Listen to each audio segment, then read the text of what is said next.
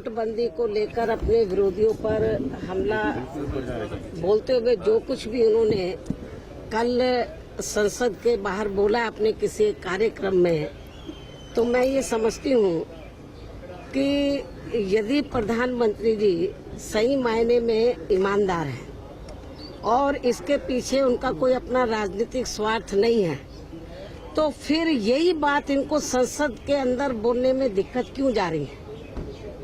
इसका मतलब जरूर कुछ गड़बड़ है। ये बात ये संसद के अंदर भी बोल सकते हैं जो ये बाहर कह रहे हैं।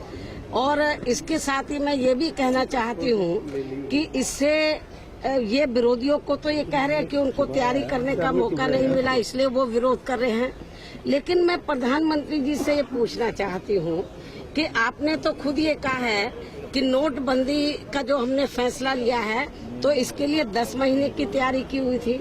आपको तो 10 महीने का मौका मिला हुआ था।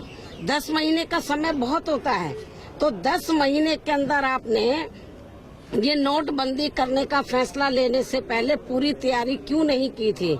ये कच्ची तैयारी क्यों की? इसका मतलब ये है कि जो 10 महीने का समय आपने कहा कि हमारी सीक्रेट तैयारी चल रही थी, तो 10 महीने में प्रधानमंत्री जी ने तो अपनी पार्टी का,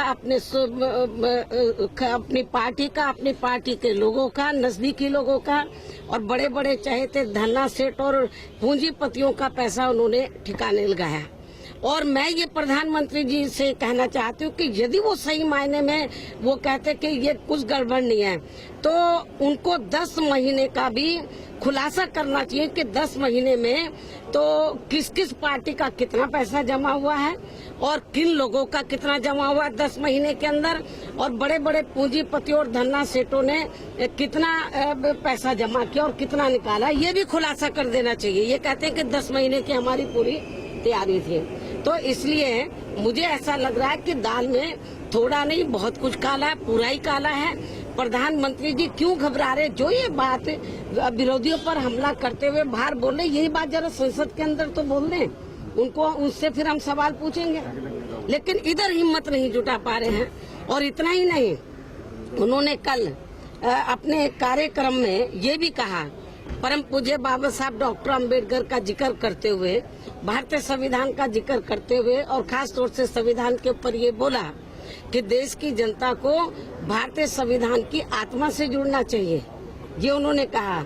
मैं प्रधानमंत्री जी को ये कहना चाहती हूँ कि ये सलाह दूसरे को जनता को देने की बजाय या और लोगों को देने की बजाय तो इस सलाह पर खुद भी अमल करना चाहिए। यदि उन्होंने अमल किया होता तो अपने देश में हैदराबाद में जो दलित रोहित वेमुला कांड हुआ, फिर उसके बाद गुजरात में ऊना कांड हुआ, तो शायद ये नहीं घटता, ये वारदात नहीं होती।